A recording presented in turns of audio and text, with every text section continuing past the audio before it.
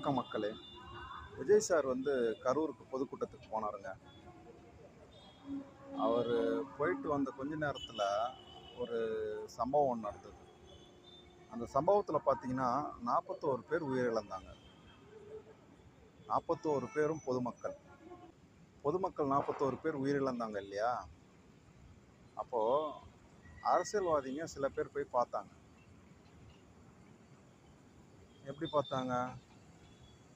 போனாங்க, ஜஸ்ட்டு ஏதோ கடமைக்கு போனோம், பார்த்தோம் அப்படிங்கிற மாதிரி பார்த்துட்டு வந்தாங்க. ஆனால் விஜய் சார் வந்து பார்த்தாருங்க.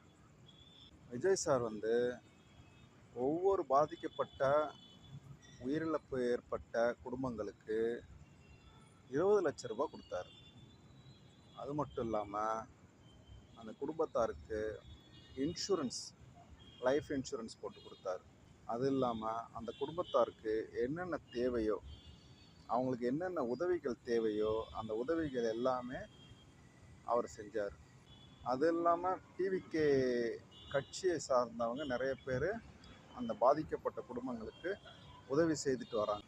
அப்புறம் இன்னொன்று என்ன அறிவித்தார்னா, அந்த பாதிக்கப்பட்ட 41 குடும்பங்களையும் அவர் தத்தெடுக்கிறேன் என்று சொன்னார்.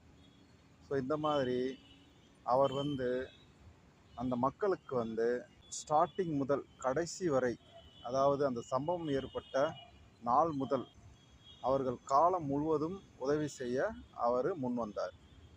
ஸோ அந்த மாதிரி அவர் வந்து அந்த 41 ஒட்டுமொத்த குடும்பத்தையும் அவர் தத்தெடுத்து கொண்டார். ஸோ இந்த மாதிரி வரலாறில் எந்த ஒரு கட்சியாவது செஞ்சுருக்கா?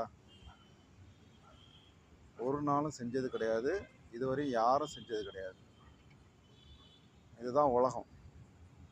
ஸோ மற்ற அரசியல் கட்சிகள் மாதிரி இல்லாமல் விஜய் சார் வந்து ஒட்டுமொத்த குடும்பத்தையும், அந்த 41 பாதிக்கப்பட்ட ஒட்டுமொத்த குடும்பத்தையும் அவர் தத்தெடுத்து அவர்களுடைய காலம் வரை அவர் உதவி செய்வதாக, அவர் பார்த்து கொள்வதாக சொல்லியிருக்கிறார். ஸோ இந்த மாதிரி எந்த ஒரு அரசியல் கட்சியும், எந்த ஒரு அரசியல் தலைவர்களும் செய்யவில்லை. இதை மக்கள் பாராட்டி கொண்டு வருகிறார்கள். நன்றி.